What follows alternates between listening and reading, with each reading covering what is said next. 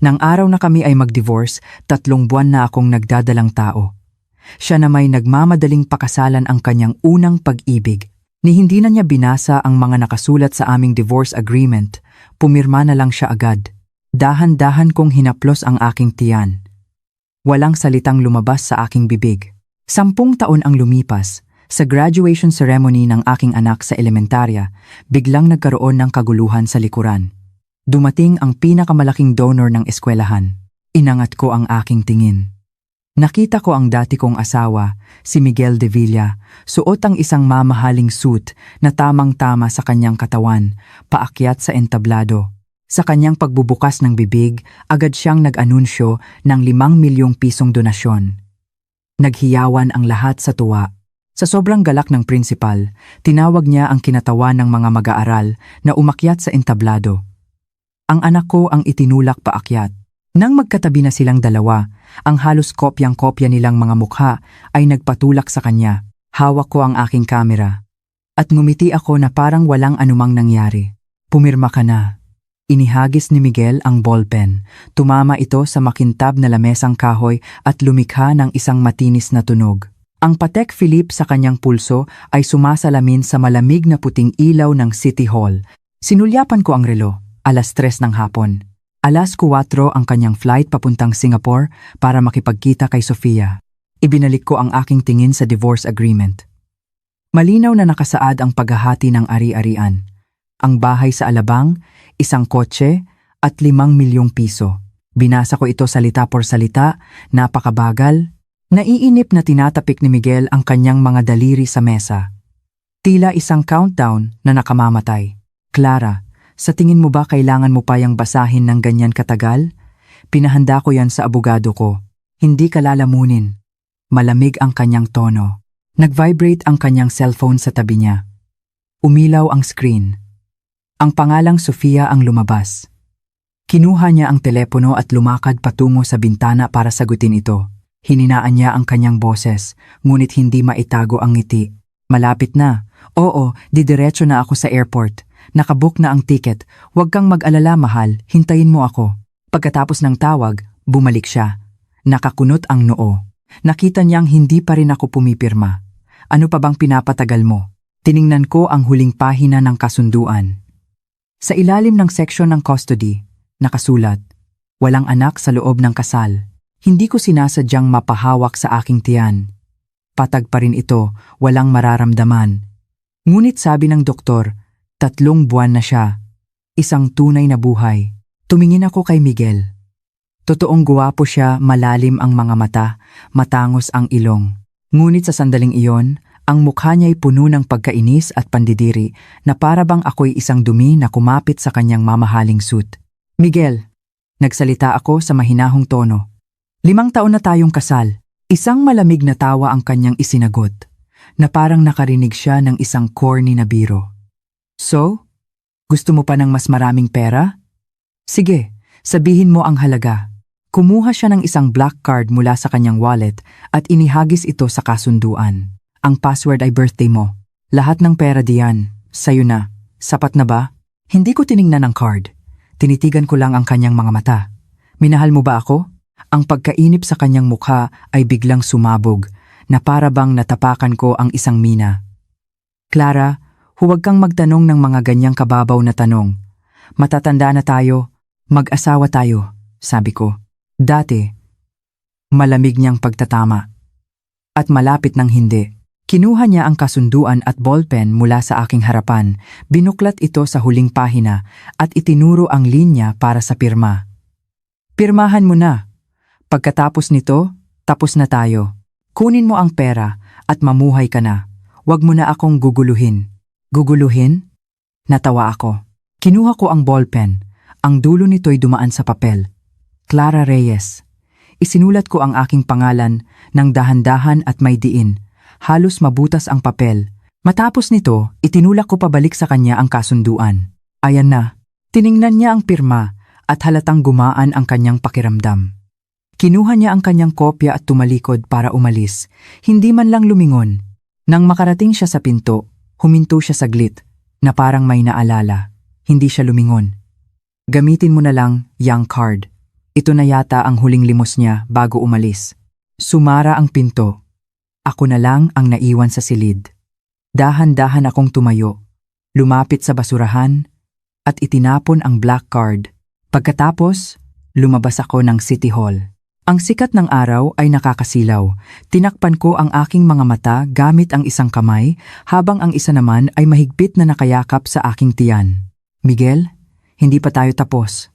Nagsisimula pa lang tayo. Ang 10 taon ay parang isang pelikulang, walang tunog. Ibinenta ko ang bahay sa Alabang, na puno ng alaala nila ni Sofia.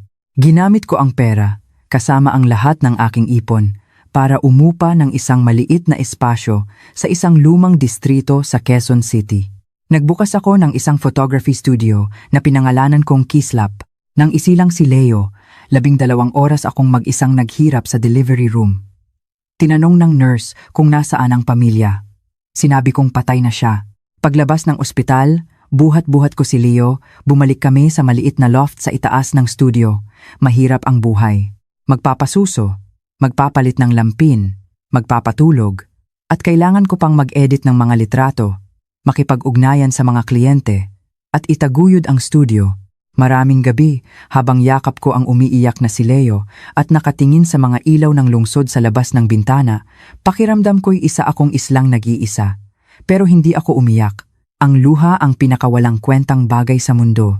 Ibinuhos ko ang lahat ng lakas ko kay Leo at sa aking kamera. Kinuhanan ko ang kanyang unang pagdapa, unang pagtubo ng ngipin, unang paglakad ng pagewang-gewang at unang pagtawag ng mama. Ang lente ko ay para lamang sa kanya at sinuklian niya ito sa kanyang sariling paraan. Matalino siya at mabait, hindi naghahanap ng mamahaling laruan. Habang ang ibang bata ay naglalaro sa mga playground, tahimik siyang nakaupo sa aking studio, tinutulungan akong ayusin ang mga props. Siya ang pinakamagaling na modelo sa aking lente, at ang tanging liwanag sa aking buhay. Unti-unting umunlad ang negosyo ng studio, mula sa mga ID picture hanggang sa mga personal photoshoot at kalaunan ay mga commercial shoots. Ang Kislap ay nagsimulang makilala sa industriya. Lumipat kami ng bahay. Mula sa lumang loft, lumipat kami sa isang high-end condominium sa Bonifacio Global City. Nang si Leo ay 6 na taong gulang, nakapasa siya sa isang nangungunang pribadong international school sa Maynila. Ang tuition fee noon ay isang halagang hindi ko man lang pinangarap na makayanan. Pero ngayon, kayang-kaya ko na itong bayaran. Sa loob ng 10 taon, si Miguel ay naging isang tanyag na business tycoon sa mga balita, tanyag at matagumpay. Ako naman ay naging isang kilalang photographer, si Clara Reyes. Nabuhay kami sa aming magkahiwalay na mundo, parang 2 linyang hindi kailanman magtatagpo. Hanggang sa dumating sa aking kamay ang imbitasyon para sa graduation ceremony ni Leo. Nang makita ko ang mga salitang Outstanding Student Representative Leo Reyes, napangiti ako. 10 taon akong naghasa ng espada. Oras na para ilabas ito. Gabi bago ang graduation, inayos ko ang puting suit ni Leo. Paulit-ulit kong itinali ang kanyang bowtie. Mama, hindi mo kailangang kabahan, sabi ni Leo habang nakatingala sa akin. 10 taong gulang na siya. At ang kanyang mga tampok ay unti-unti nang nagiging katulad ng lalaking iyon. Lumuhod ako at hinaplos ang kanyang damit na wala namang gusot. Mahalaga ang araw na ito para sa'yo at mahalaga rin ito para sa akin. Tumango si Leo. Mama, kukuhanan mo ba ako ng litrato bukas? Oo naman, hinaplos ko ang kanyang ulo. Kukuhanan ni Mama ang lahat ng pinakagwapo mong sandali at may iba pa akong kukuhanan. Isang bagay na 10 taon kong hinintay. Tumingin ako sa salamin. Hindi gaanong nag-iwan ng marka ang 10 taon sa aking mukha, ngunit ang aking mga mata ay mas matatag at mas matanda kaysa dati. Binuksan ko ang isang matagal nang nakatagong kahon. Sa loob nito ay ang aming wedding picture ni Miguel. Sa litrato, masaya akong nakangiti, habang si Miguel ay mayroong isang magalang ngunit malayong ngiti. Kinuha ko ang litrato at inilagay sa tabi ng aming divorce agreement mula 10 taon na ang nakalilipas. Ang kanyang pirma ay kasing sakit pa ring tingnan. Inihanda ko na ang lahat. Hinihintay ko na lang ang malaking palabas bukas. Ang graduation ceremony ay ginanap sa malaking auditorium ng paaralan. Nagniningning ito sa ginto at puno ng mga magulang na nakabihis ng magara. Sila ay mayayaman at makapangyarihan. Ang pinag-uusapan nila ay mga negosyong milyon-milyon ang halaga. Hindi ako umupo sa upuan ng mga magulang, may suot akong ID bilang special photographer at nakapwesto sa pinakamagandang lugar sa gilid ng entablado. Itinutok ko ang aking long focus lens sa entablado, kalmado ang aking puso. Ang principal ay nagbibigay ng isang mahaba at madamdaming talumpati. Ang mga magulang sa ibaba ay magalang na pumapalakpak, ngunit ang kanilang mga isip ay nasa iba. Inaayos ko ang settings ng aking camera at tiningnan ang mga manonood. Ang unang 3 hanay ay puno ng mga pinakamakakapangyarihang tao sa lungsod. Bigla, nagkaroon ng kaguluhan sa likurang pinto. Isang grupo ng mga bodyguard na nakaitim na suit ang nagbukas ng daan. Isang lalaki na napapalibutan ng mga tao ang pumasok, matangkad siya, tuwid ang katawan, at ang kanyang Armani suit ay nagpatingkad sa lapad ng kanyang mga balikat. Nang siya'y pumasok, agad siyang naging sentro ng atensyon. Ilang magulang sa unahan ang agad na tumayo para salubungin siya. Ang kanilang mga mukha ay puno ng pekeng ngiti. Nakita rin siya ng principal mula sa entablado at agad na binilisan ang kanyang pagsasalita. At ngayon, bigyan natin ng isang napakainit na palakpakan ang pinakakilalang honorary director ng ating paaralan, ang tagapagtatag ng Prime Horizon Capital, si Mr. Miguel de Villa. Ang spotlight ay biglang tumutok sa kanya. Miguel, 10 taon na ang nakalipas. Mas naging mature at mas malakas ang kanyang dating. Ngumiti siya at tumango sa lahat. At umupo sa gitna ng unang hanay. Ang aking kamera ay nakatutok sa kanya. Mula sa kanyang pagpasok hanggang sa pag-upo at sa pakikipag-usap sa mga katabi niya. Kinuhanan ko ang bawat sandali ng kanyang tagumpay. Buong pagmamalaking inanunsyo ng principal. Dahil sa kanyang pagmamahal sa edukasyon, nagpasya si Mr. Miguel de Villa na mag-donate ng 5 milyong piso para sa pagpapatayo ng ating bagong library. Pagkatapos ng anunsyo, umugong ang malakas na palakpakan. Para sa kanya, ang 5 milyon ay barya lang, ngunit sa okasyong ito, sapat na ito para ipakita ang kanyang estado at kabutihang loob. Tumayo si Miguel, kinuha ang mikropono.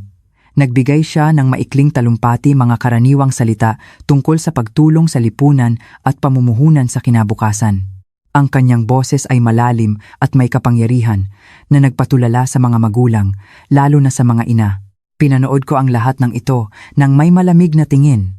Pinanood ko siyang magpakasaya sa karangalan. Miguel, kung gaano ka kataas, ganoon din kalakas ang iyong pagbagsak. Inanunsyo ng principal. Bilang pasasalamat sa kabutihang loob ni Mr. De Villa, inaanyayahan natin ang pinakamahusay na kinatawan ng mga mag-aaral ngayong taon upang mag-abot ng bulaklak sa kanya. Heto na. Ang puso ko ay nagsimulang tumibok ng mabilis. Hinigpitan ko ang hawak sa aking kamera. Sa ilalim ng tingin ng lahat, si Leo, na nakasuot ng puting suit, ay may dalang isang palumpo ng bulaklak at dahan-dahang lumabas mula sa backstage. Kalmado siya. Ang kanyang maliit na katawan ay tuwid na tuwid, hakbang-hakbang na naglakad patungo kay Miguel sa gitna ng entablado. Isang ilaw ang itinutok kay Leo, at doon, isang napakadramatikong eksena ang nabuo. 2 spotlight, isa sa matangkad na lalaki at isa sa maliit na bata. Nang si Leo ay makarating sa harap ni Miguel at tumingala, at nang si Miguel ay yumuko para tingnan ang batang nasa harap niya. 2 mukha, sa ilalim ng matinding ilaw, ang malinaw na nakita ng lahat. Halos magkatulad ang kanilang mga mata, ilong, at labi. Maging ang bahagyang kurba sa gilid ng kanilang mga labi ay magkapareho. Ang bulong-bulungan sa ibaba ay biglang tumigil. Nakita ng lahat. Nagulat ang lahat. Ang ngiti sa mukha ni Miguel ay biglang naglaho. Ang kanyang kumpiyansa, ang kanyang kataasan, lahat ay nagkalamat nang makita niya ang mukha ni Leo. Pinalitan ito ng matinding pagkabigla, hindi makapaniwala, at isang bumabahang pagkataranta. Ang kanyang katawan ay nanigas. Parang isang estatua. Narinig ko ang malakas na tibok ng aking puso at ang malutong na tunog ng shutter ng aking camera. Hawak ko ang camera at sa pamamagitan ng lens, kinuhanan ko ang bawat micro-expression ng kanyang pagkabigla, pagkasindak at pagkawala sa sarili. Sa loob ng lente, ang kanyang mundo ay gumuho. Sa labas ng lente, napangiti ako. Isang ngiting kalmado. Miguel, matagal na tayong hindi nagkita. Ito ang una kong regalo para sa iyo. Ang oras ay tila huminto. Ang auditorium ay nakakabinging tahimik. Libu-libong mga mata ang pabalik-balik na tumitingin kina Miguel at Leo. Pagkabigla, pagkalito, at pagkatapos ay isang malalim na pag-unawa. Sobrang magkamukha. Hindi ito nagkataon lang. Ito ay si Miguel noong bata pa siya. Si Leo, may hawak na bulaklak, ay nagtatakang tumingin sa lalaking tila nawawala sa sarili. Bakit siya nakatitig sa kanya? Kumurap siya at marahang hinila ang mamahaling suit ni Miguel. "Sir?" Ang kanyang malinaw na boses ay parang isang batong inihagis sa isang tahimik na lawa na biglang bumasag sa kakaibang katahimikan. "Ang mga bulaklak po ninyo." Nagulat si Miguel, na para bang nakuryente. Ang kanyang tingin ay sa wakas ay naalis sa mukha ni Leo, ngunit hindi niya alam kung saan ito itutuon. Sinubukan niyang abutin ang mga bulaklak, ngunit ang kanyang braso ay parang may tingga, hindi sumusunod sa kanya. Sinubukan niyang magsalita, ngunit tanging isang paos na tunog ang lumabas sa kanyang lalamunan. Ang principal na nakatayo sa tabi ay pinagpapawisan na. Bilang isang veterano, agad niyang naintindihan ang malaking sikreto sa likod nito. Ngunit ito ay isang graduation ceremony, at lahat ng guro, estudyante, at magulang ay naroroon. May live stream pa. Hindi niya hahayaang mawalan ng kontrol ang sitwasyon. "Hehe, Mr. De Villa. Mr. De Villa." Siguro ay masyado lang siyang natuwa nang makita niya ang ating mahusay na estudyanteng si Leo, sabi ng principal. Pilit na ngumingiti habang sinisenyasan si Miguel at sinusubukang kunin ang mga bulaklak mula kay Leo. "Leo, ibigay mo na sa principal ang mga bulaklak. Hindi natin dapat abalahin si Mr. De Villa." Sa sandaling iyon, isang matinis na boses ng babae ang bumasag sa tensyon. "Miguel," mula sa karamihan, isang babaeng nakasuot ng Chanel suit na may perpektong makeup ang mabilis na umakyat sa entablado.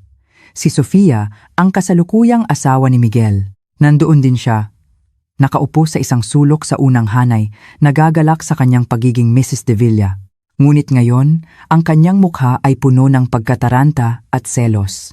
Umakyat siya sa entablado, hinila si Miguel palayo kay Leo, at ginamit ang kanyang katawan para harangan sila, na parang isang tagapagtanggol. "Miguel, anong nangyari sa'yo? Masama ba ang pakiramdam mo?" Ang kanyang tono ay nag-aalala, ngunit ang kanyang mga mata ay parang kutsilyong nakatutok kay Leo. Nang makita niya ang mukha ni Leo, ang dugo sa kanyang mukha ay biglang nawala. Ang kanyang perpektong inalagaang mukha ay nagkaroon ng unang lamat. "Sino? Sinong batang to?" Nanginginig ang kanyang boses. Tila natauhan si Miguel sa sigaw niya. Mahigpit niyang hinawakan ang braso ni Sofia. Napakalakas na napasigaw ito sa sakit. Sino siya? Tinitigan niya si Sofia, na parang tinatanong din ang kanyang sarili. Ang mga tao sa ibaba ay nagsimula ng magbulungan. "Diyos ko! Kamukhang-kamukha niya si Mr. De Villa. Anong nangyayari? Hindi ba't iisa lang ang anak ni Mr. De Villa, yung babae nila ni Sofia? Ito ba ay isang anak sa labas?" 10 taon na ang nakalipas nang hiwalayan ni Mr. T. De Villa ang dati niyang asawa para pakasalan si Sofia. 10 taong gulang ang batang ito.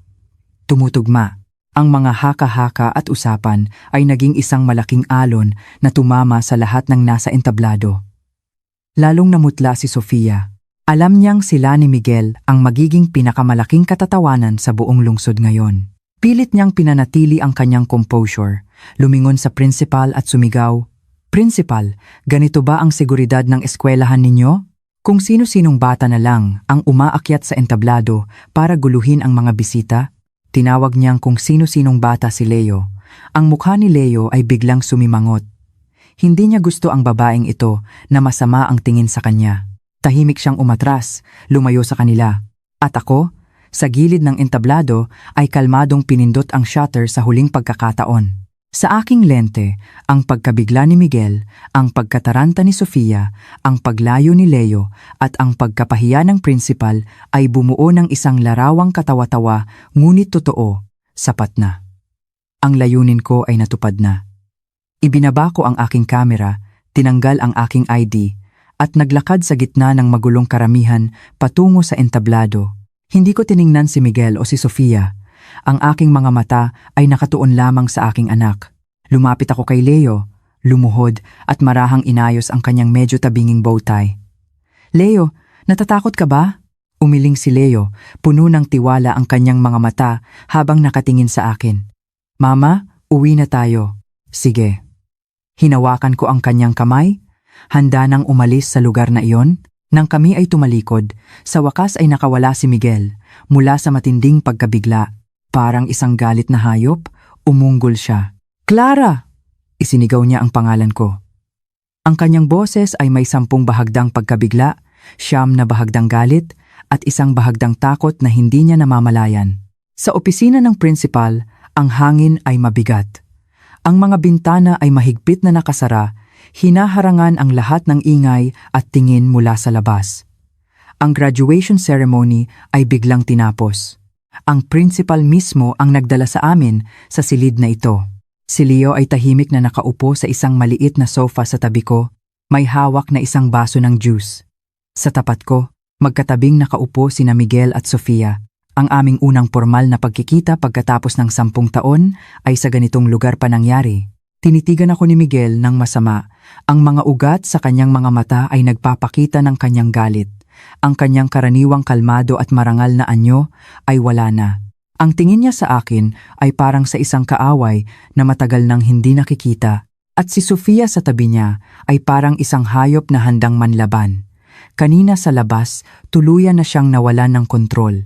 Ngayon ay medyo kumalma na siya, ngunit ang puot at galit sa kanyang mga mata ay hindi nabawasan. Si Sofia ang unang nagsalita. Ipinakita niya ang kanyang pagiging Mrs. De Villa, nakakrus ang mga braso at bahagyang nakataas ang baba. Clara, 10 taon na ang nakalipas, pero mahilig ka pa ring maglaro ng mga pakana. Hindi ko siya pinansin. Kinuha ko ang tasa ng tsaa sa harap ko at marahang hinipan ang mga dahon nito. Ang aking pananahimik ay lalong nagpagalit sa kanya. Magkano? Malamig niyang sabi. Puno ng pagmamataas. Alam kong ginawa mo ito para sa pera. Mahirap sigurong mag-isang magpalaki ng anak, di ba? Magkano? 1 milyon? 2 milyon? Sabihin mo lang. Basta't dalhin mo ang batang yan at maglaho na kayo sa buhay namin. Akala niya, kayang ayusin ng pera ang lahat. Tulad noong 10 taon na ang nakalipas nang ihagis sa akin ni Miguel ang black card na iyon. Sa wakas, tiningnan ko siya at bahagyang ngumiti. Ginang De Villa, mahina kong sabi. Sa tingin mo ba, mukha akong nangangailangan ng pera? Ang taunang kita ng aking studio ay higit pa sa katawa-tawang halagang sinabi niya. Ang simpleng damit na suot ko ay mula sa isang independent designer, mas mahal pa sa kanyang Chanel suit na may malaking logo. Natigilan si Sofia. Tiningnan niya ako mula ulo hanggang paa at ang paghamak sa kanyang mga mata ay dahan-dahang napalitan ng hindi maitagong inggit.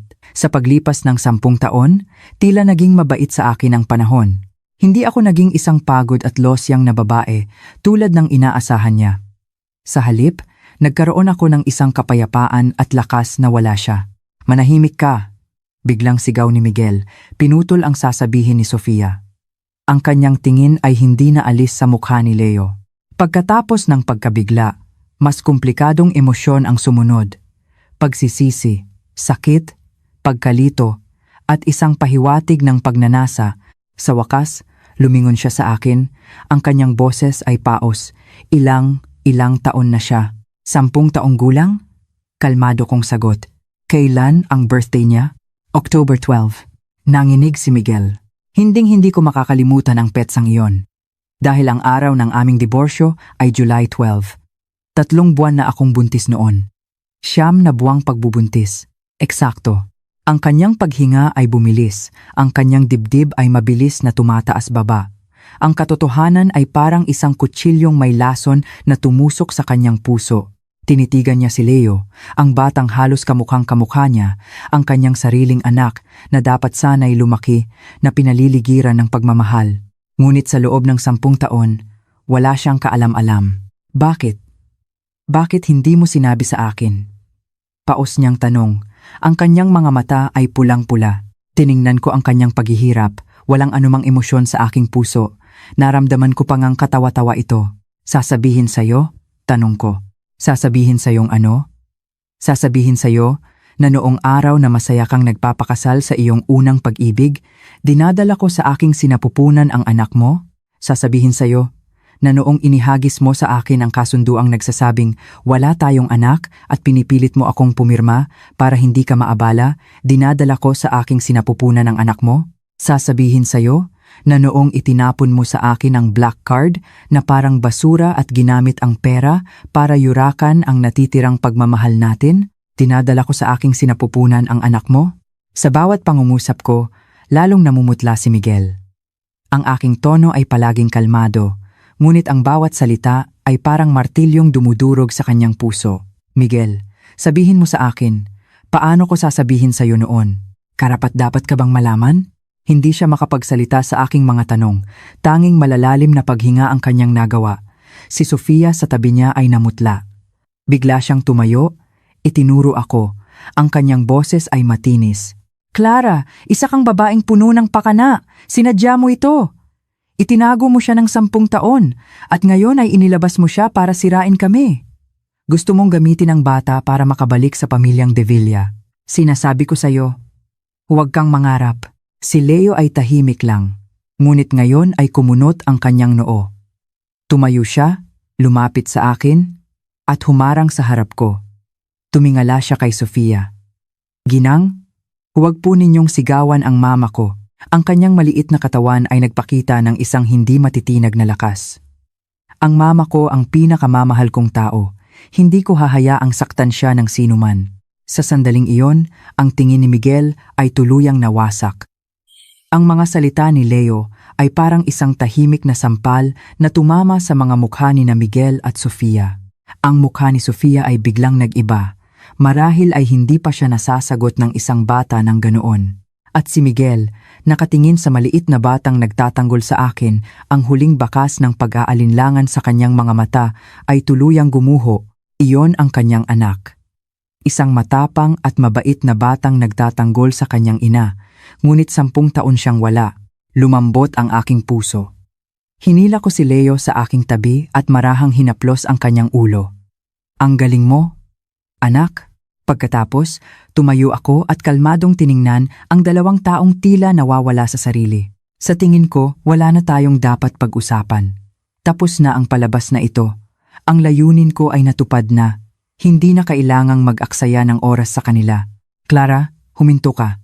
Biglang tumayo si Miguel at sinubukang hawakan ang aking pulso. Umiwas ako habang yakap si Leo. Ang kanyang kamay ay naiwang nakabitin sa hangin. Anong gusto mo? Saan mo siya dadalhin? Uuwi, simpleng sagot ko. Saan? Saan ang bahay ninyo?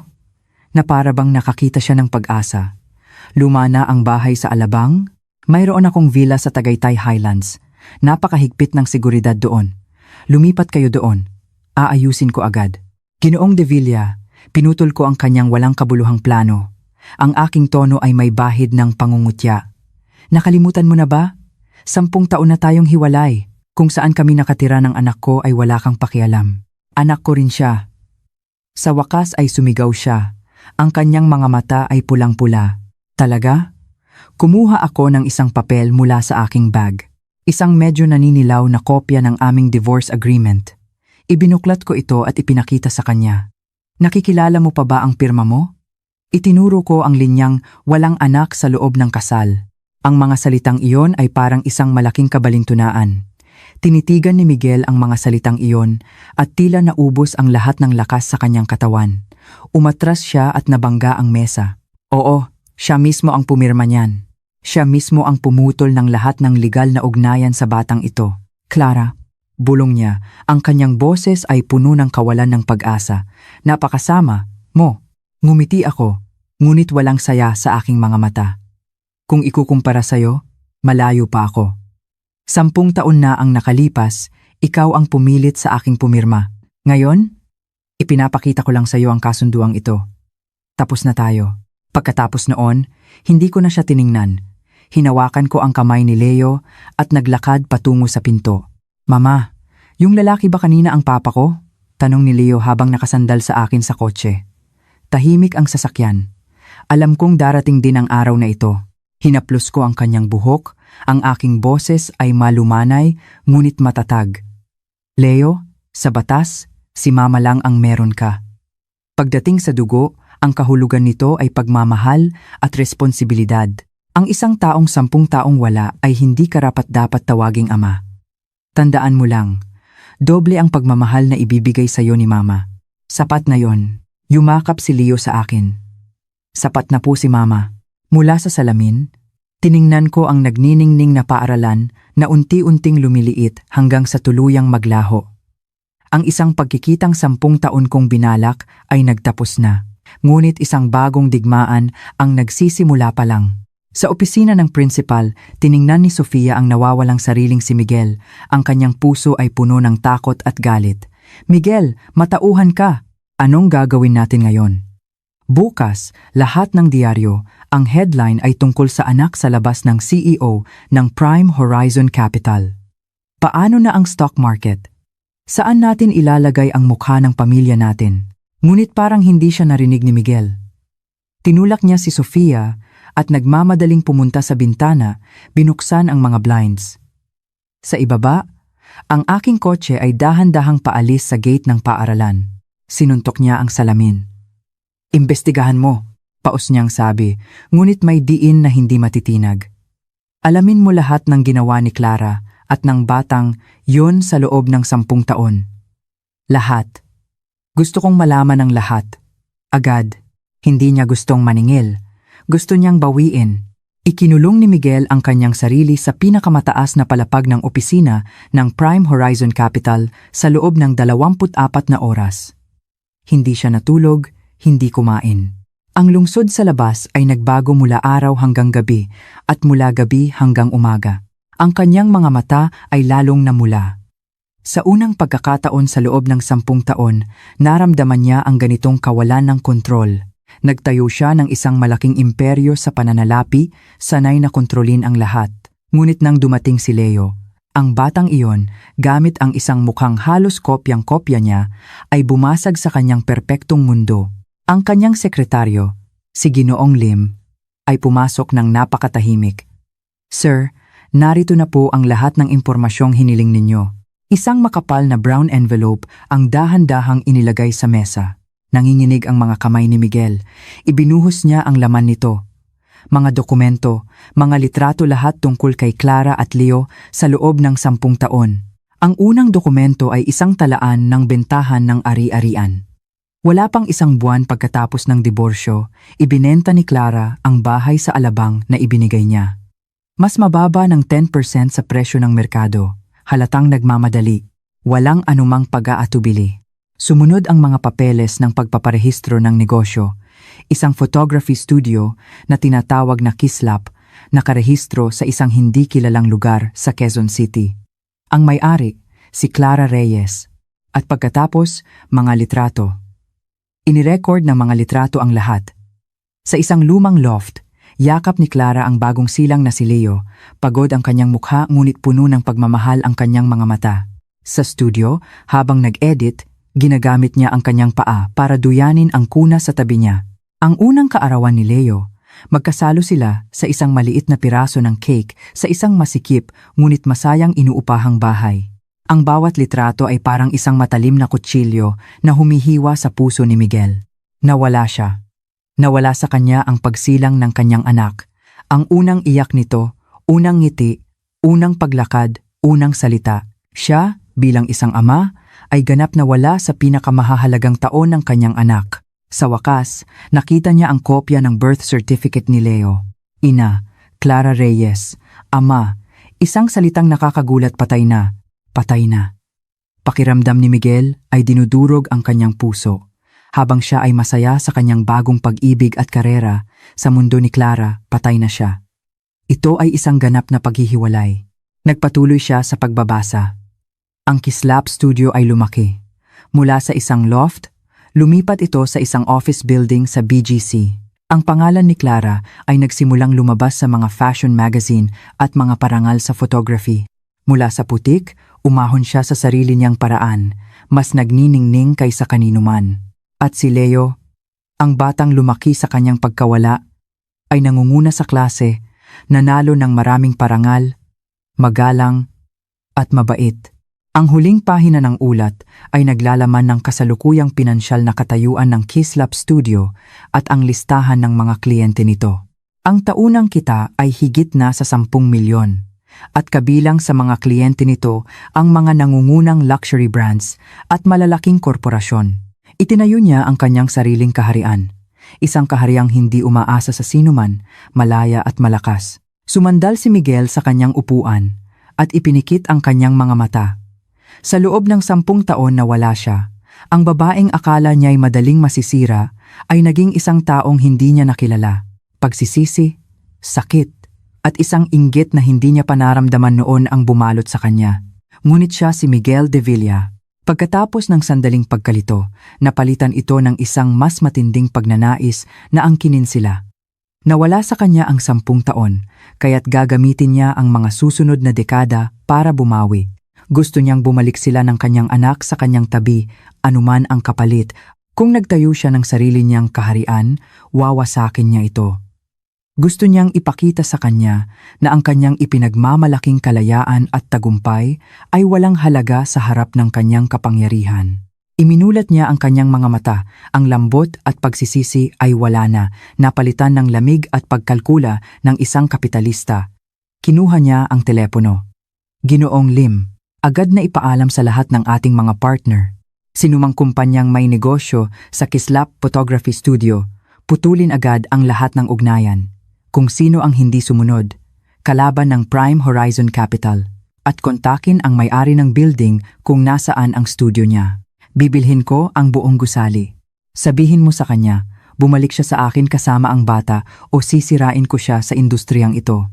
Walang tatanggaping order, walang mauupahang opisina. Ang kanyang gagawin ay iipitin siya hanggang sa wala na siyang pagpipilian kundi siya. 3 araw na ang lumipas mula sa gulo sa graduation. Tila bumalik na sa normal ang lahat. Walang balita tungkol sa anak sa labas ni Miguel. Ngunit alam kong ito ang katahimikan bago ang bagyo. Kilala ko si Miguel, hindi siya titigil. Sa loob ng 3 araw, kinansela ko lahat ng trabaho para samahan si Leo. Nagpunta kami sa Science Museum, sa amusement park at kumain ng paborito niyang ice cream. Sa ika-4 na araw, bumalik ako sa studio. Pagpasok ko, sumalubong sa akin ang aking business partner na si Mia, seryoso ang mukha. Clara, may problema. Ano yon? Inilapag ko ang aking bag. Kaninang umaga, 3 tawag ang natanggap natin. Kinansela ng isang malaking clothing brand ang kanilang photoshoot. Ang cover ng isang magazine para sa susunod na buwan ay biglang pinalitan at ang matagal na nating proyekto sa isang malaking korporasyon, kinansela rin ngayon lang. Ang 3 proyektong ito ang pinakamalaking kita ng studio para sa susunod na 6 na buwan. Hindi ito nagkataon lang. Anong dahilan nila? Kalmado kong tanong. Sabi ng clothing brand, may nahanap silang mas bagay. Sabi ng magazine, nagbago raw ng isip ang editor-in-chief. Ang korporasyon, ang sabi, masama raw ang feng shui ng kumpanya natin, galit na sabi ni Mia. Tumingin ako sa bintana. Kumilos na siya. At sa pinakamahalagang bahagi agad tumira. Clara, anong gagawin natin? Kapag nawala ang 3 proyektong to, mapuputol ang daloy ng pera natin, nag-aalalang sabi ni Mia. Lumingon ako at tinapik ang kanyang balikat. Bakit ka natataranta? Hindi guguho ang mundo.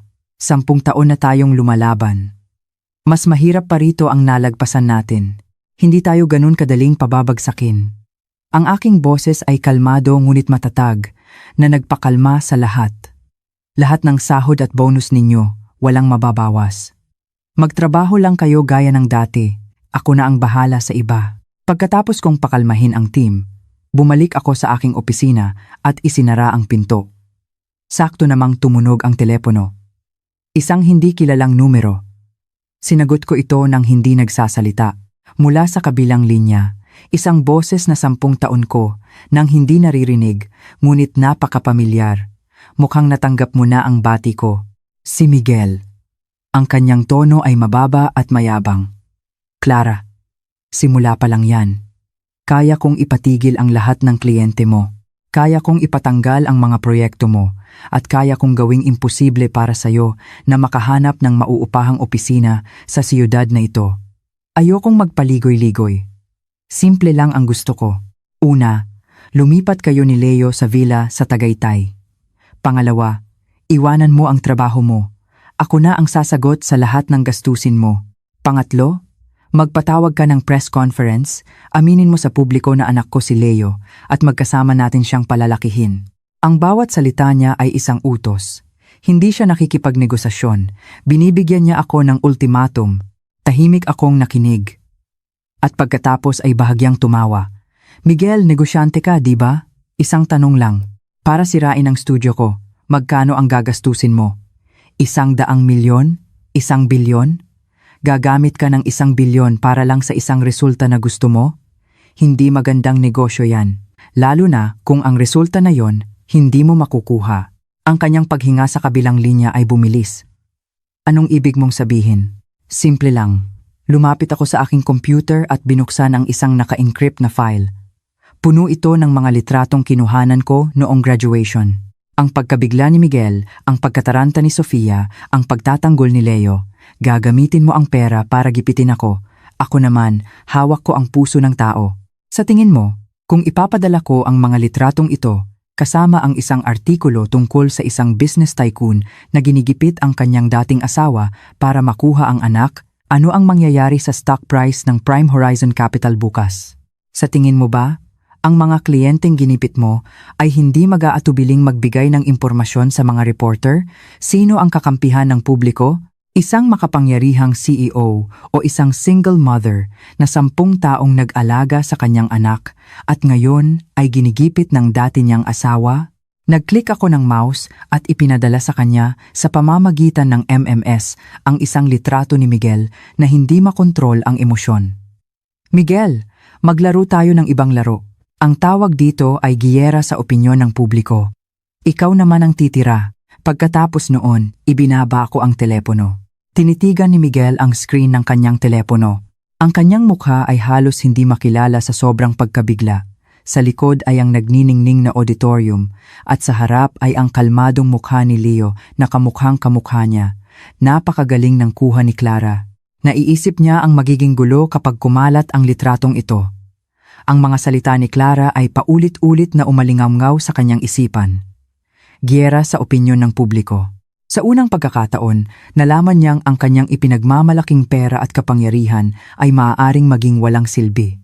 Kaya niyang patahimikin ang isang media company pero hindi ang bibig ng milyon-milyong tao. Sa unang pagkakataon, naramdaman niyang napakahirap ng sitwasyon. Ang babaeng akala niya'y madali niyang makokontrol ay may hawak na isang sandatang direktang nakatutok sa kanyang puso.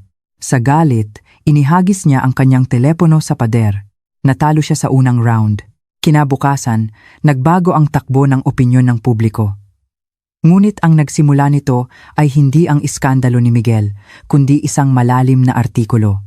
Ang pinakamaimpluwensyang non-fiction platform sa bansa ay naglathala ng isang mahabang artikulo na pinamagatang Kislap, ang 10 taong digmaan ng isang babae. Ang artikulo, na may libu-libong salita, ay hindi binanggit ang pangalan ni Miguel o anumang tsismis tungkol sa mayayaman. Isinalaysay nito sa isang kalmadong paraan ang 10 taong karanasan ng isang babaeng nagngangalang Clara. Mula sa isang may bahay na isinuko ang kanyang karera para sa pag-ibig hanggang sa pagkasira ng kanyang kasal, hanggang sa pagtuklas na siya ay buntis at mag-isang pumirma sa mga papeles sa ospital at sa unti-unting pagtatayo ng kislap. Ang artikulo ay puno ng mga totoong detalye na nagmula kay Mia. Ang huling larawan ay ang kuha ko habang inaayos ang bowtie ni Leo sa graduation. Nakaluhod ako, nakatingala sa aking anak.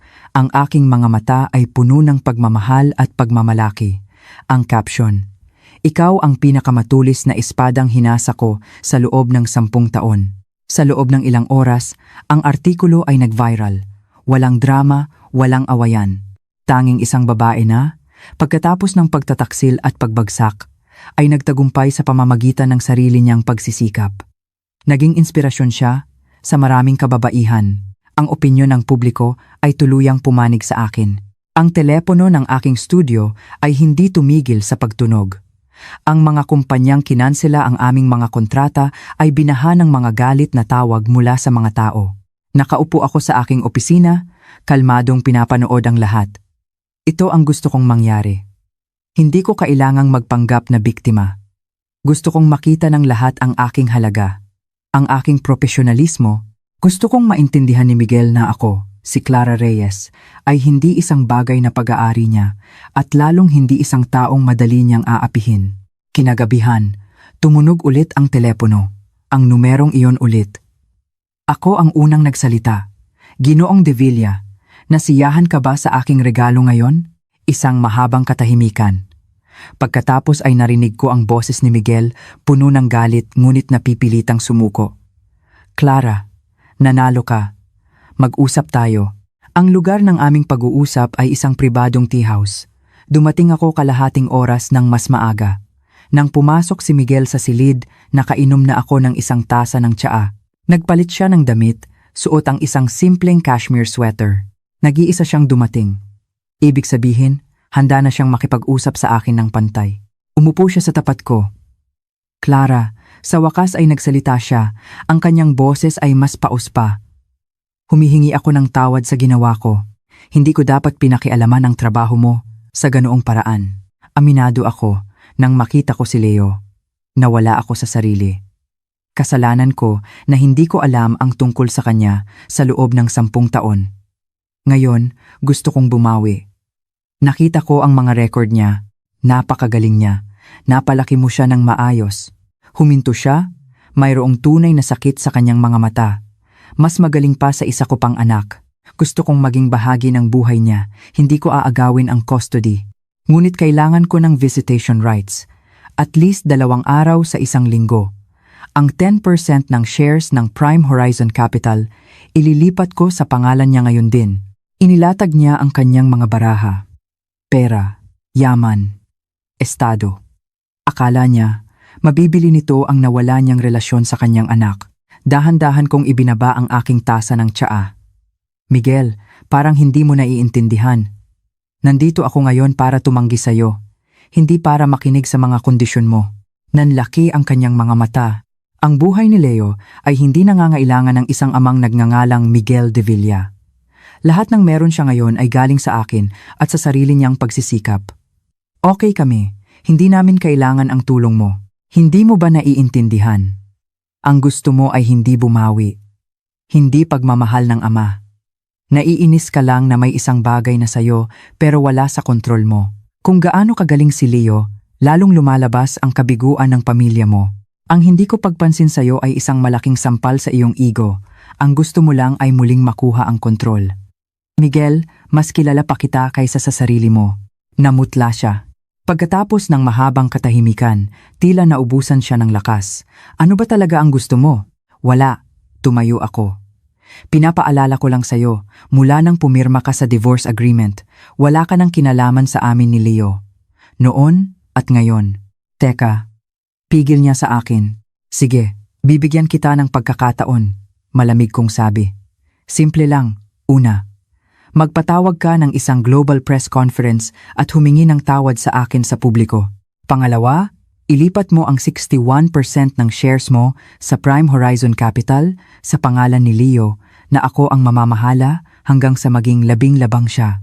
Pangatlo, hiwalayan mo si Sofia at mang-akong hindi ka na mag-aasawa. Kapag nagawa mo ang 3 iyan, papayagan kitang makita si Leo ng 1 oras kada linggo kasama ako. Alam niyang imposible ang mga kondisyong ito. Isang malinaw na pang-iinsulto. Ito ang paraan ko ng pagbabalik sa ginawa niya noon. Hindi ko na hinintay ang kanyang sagot at umalis na ako. Nang umuwi si Miguel, hating gabi na. Hinihintay siya ni Sofia sa sala. Kumusta ang usapan ninyo ng magaling mong dating asawa? Sarkastiko niyang tanong. Hindi siya pinansin ni Miguel at kumuha ng 1 baso ng whiskey. Ang 3 kondisyon ni Clara ay parang 3 sampal na paulit-ulit sa kanyang isipan.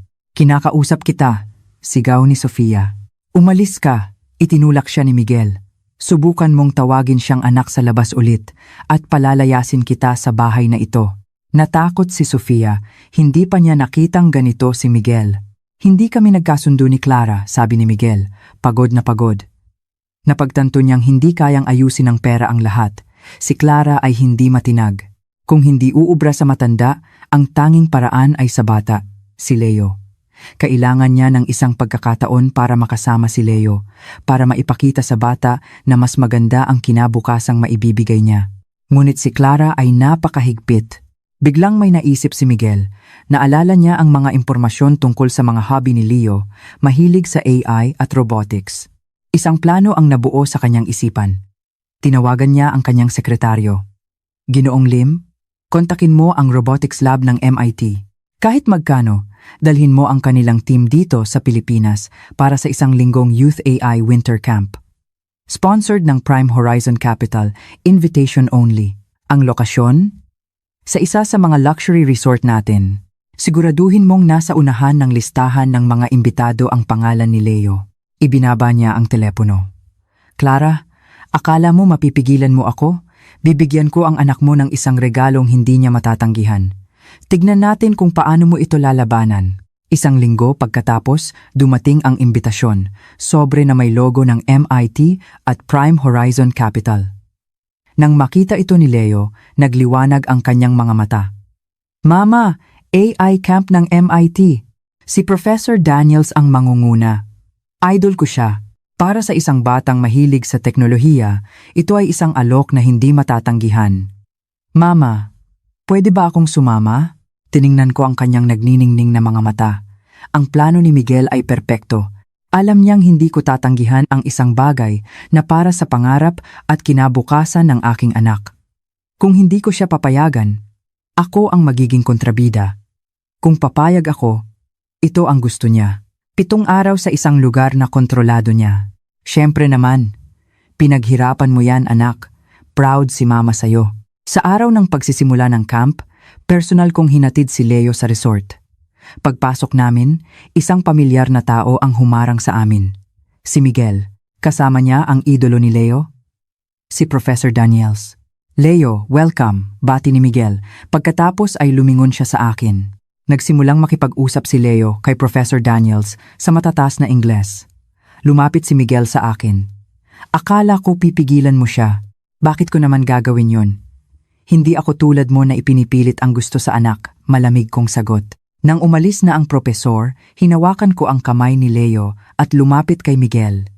Ginoong De Villa, salamat sa oportunidad na ito. Ngunit, hindi sanay ang anak ko na malayo sa akin.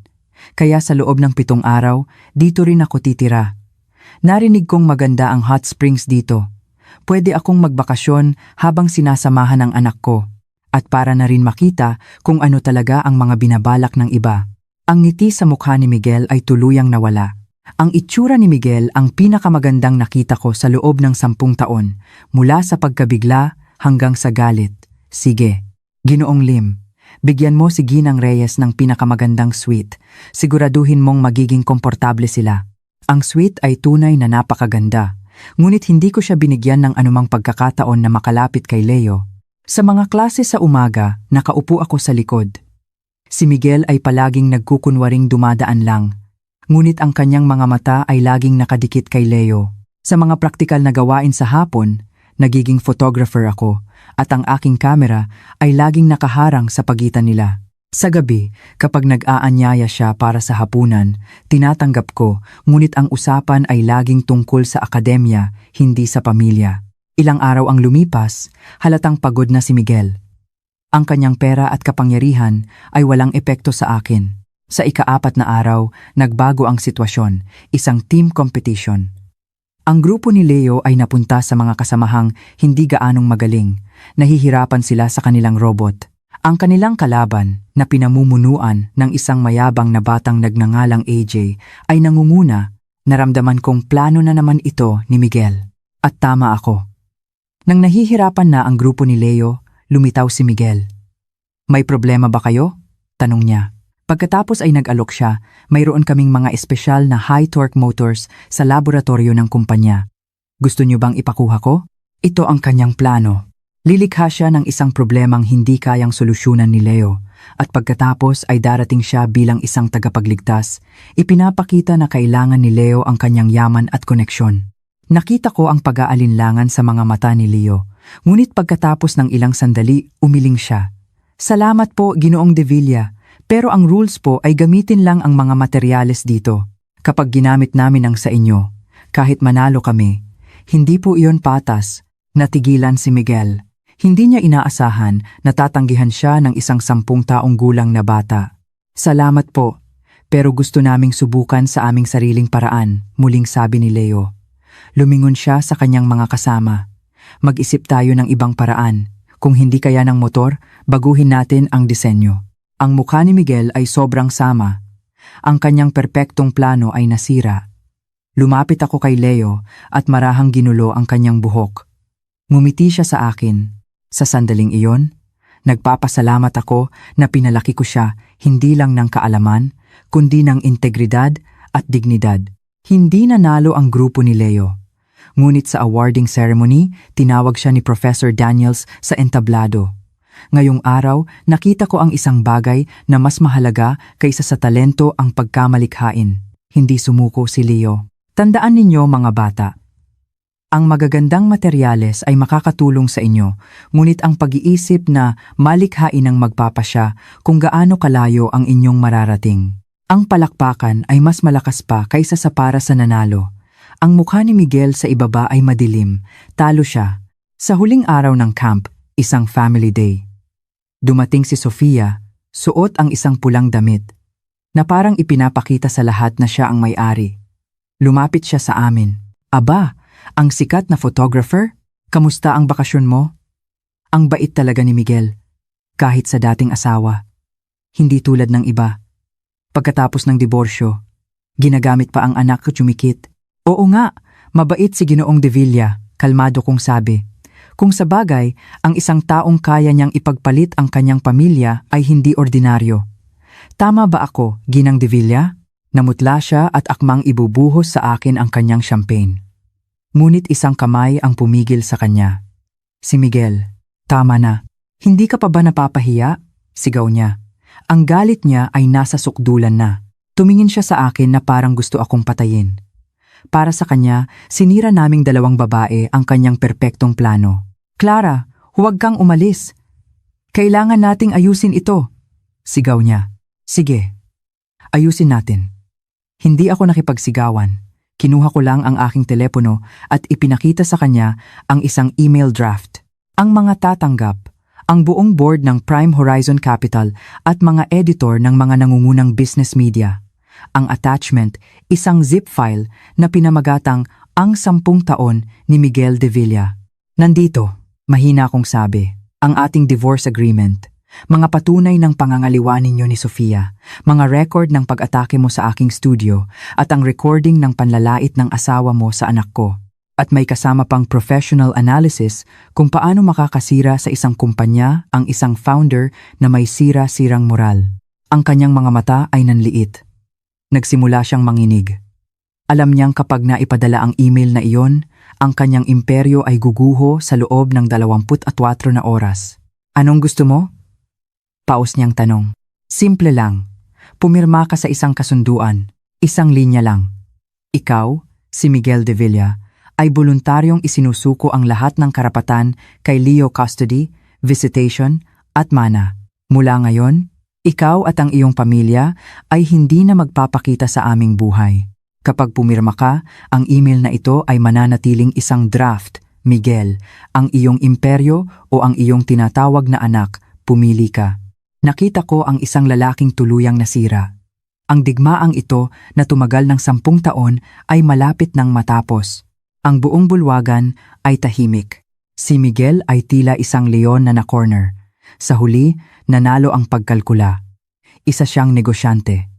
Ang pagpusta sa kanyang buong imperyo para sa isang anak na hindi niya kontrolado ay hindi sulit. Dahan-dahan niyang ipinikit ang kanyang mga mata. Nang imulat niya ito, wala nang emosyon, tanging isang kulay-abong pagkatalo. Sige, sabi niya, na parang naubos ang lahat ng kanyang lakas.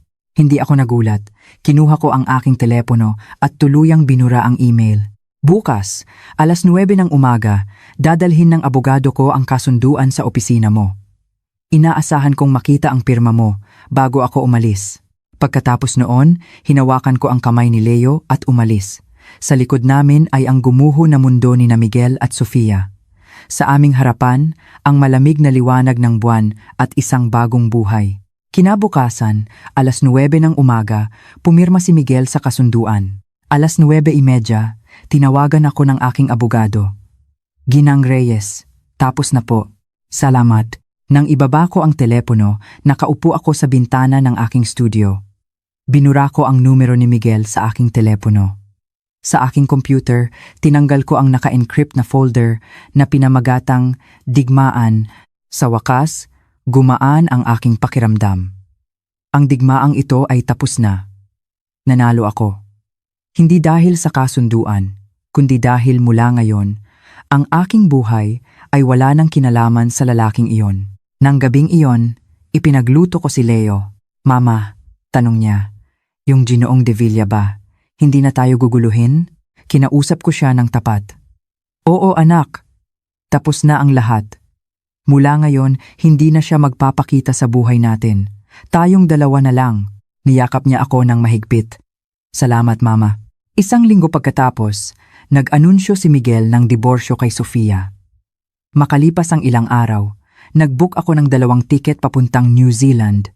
Oras na para dalhin ang aking anak sa isang mundong walang puot, walang awayan, tanging sikat ng araw at mga bituin. 10 taon.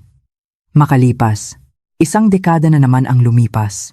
Sa Switzerland, sa isang taunang AI Summit, isang matangkad at guwapong binata ang nagsasalita sa entablado. Siya ay si Leo Reyes, 60 taong gulang, ang pinakabatang PhD, student sa isang prestihiyosong universidad, at isang sumisikat na bituin sa mundo ng AI. Nakaupo ako sa unang hanay, hawak ang aking Leica camera, ang lente ay laging nakatutok sa kanya. Puno ng pagmamalaki ang aking mukha. Ang Kislap Studio ay naging isa sa mga pinakakilala sa Asia. Ngunit bihira na akong tumanggap ng trabaho. Mas madalas akong isang freelance artist na naglalakbay sa mundo. Pagkatapos ng kanyang talumpati, lumapit si Leo sa akin at hinawakan ang aking kamay, tulad noong bata pa siya. Mama, okay ba ang ginawa ko? Oo naman. Ikaw ang pinakamalaking karangalan ko. Isang assistant ang lumapit at nag-abot ng isang business card. Dr. Reyes, pinapanood po kayo ni Ginoong de Villa. Nais po sana niya kayong anyayahan para sa hapunan. Kinuha ko ang card, nakasulat dito, Miguel de Villa. Walang emosyon akong naramdaman. Tiningnan ni Leo ang card at umiling sa assistant. Paumanhin, may plano na ako ngayong gabi. Hinigpitan niya ang hawak sa aking kamay. Sasama ako sa pinakamahalagang tao sa buhay ko. Sa di kalayuan, sa isang madilim na sulok, nakita ko ang isang lalaking maputi na ang buhok, medyo kuba na ang likod. Si Miguel. Malayo siya, nakatingin sa amin. Narinig kong pagkatapos nilang maghiwalay ni Sofia, hindi na siya nag-asawa. Ang kanyang imperyo ay nanatiling malaki, ngunit siya ay laging nag-iisa. Hindi kami lumapit sa kanya. Dinala ako ni Leo palabas ng bulwagan. Sa labas, maaraw. Mama, kain tayo sa paborito mong cheese fondue restaurant mamaya, di ba? Oo naman. Huminto siya at seryosong tumingin sa akin. Mama, salamat sa pagbibigay mo sa akin ng isang buo at mainit na mundo na walang gulo. Ngumiti ako. Medyo nagluluha ang aking mga mata. Anak, dahil ikaw ang buong mundo ni Mama, nagngitian kami sa ilalim ng araw. Ang nakaraan ay nasa likod na. Ang hinaharap ay malawak at sa amin. Pagbalik sa hotel, may kumatok sa pinto. Ang sekretaryo ni Miguel, nag-abot siya ng isang itim na sobre. Sabi po ni Sir, ito raw po ang utang niya sa inyo sa loob ng 20 taon. Binuksan ni Leo ang sobre. Sa loob ay isang maliit na card at isang USB drive. Sa card, nakasulat, Leo, ang password ay birthday mo.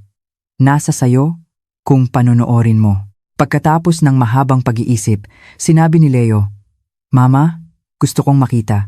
Hindi dahil sa umaasa ako, kundi dahil bilang isang siyentipiko, gusto kong malaman ang pinagmulan ng kalahati ng aking genes. Pumayag ako. Ipinasok niya ang USB sa laptop, isang naka-encrypt na file. Inilagay niya ang kanyang birthday. Bumukas ito. Sa loob, walang mga sikreto ng negosyo. Tanging isang serye ng mga dokumento na may pamagat na mga liham na hindi na ipadala para sa aking anak, si Leo. Nagsimula ito 10 taon na ang nakalilipas. Isang araw pagkatapos ng AI camp, ang mga unang liham ay puno ng galit at pagkalkula. Ngunit habang tumatagal, nagbago ang tono. Nagsimula siyang magsulat hindi bilang isang CEO, kundi bilang isang ama na nanonood mula sa malayo. Nag-opening remark si Leo sa high school. Hindi siya kinakabahan, mas magaling pa sa akin. Nanalo ka na naman. Sa Germany, ang ganda mo sa entablado. Umattend ako ng parent-teacher conference niya, palihim. Pinuri siya ng guro. Ang huling liham ay isinulat bago ang summit. Bukas, makikita ko na siya. Hindi ko inaasahang kakausapin niya ako. Gusto ko lang makita ang pinaka-pinagmamalaki kong obra maestra. Ang punong pinalaki mo sa loob ng 20 taon. Clara, salamat. Kung nalaman ko ang tungkol sa kanya noon, siguradong sisirain ko siya sa maling paraan. Salamat sa pagliligtas sa kanya. Ang USB na ito ay naglalaman ng aking 10 taong pagsisisi. Ipinapaubaya ko na sayo. Ang aking imperyo na balak kong iwan sa kanya ay hindi niya kailangan. Nag-set up na ako ng isang trust fund. Pagkamatay ko, lahat ng aking yaman ay mapupunta roon para tulungan ang mga batang may talento ngunit kapos sa pera. Hayaan mong ang pangalang Miguel de Villa ay mag-iwan ng isang maliit ngunit mabuting bakas sa kanyang mundo. Paalam. Maging maayos sana kayo. Tahimik kaming dalawa ni Leo. Pagbalik namin mula sa Switzerland, normal ang lahat. Bago ako umalis papuntang Iceland para kunan ang Northern Lights, sinabi ni Leo, "Mama, bisitahin natin sina lolo at lola."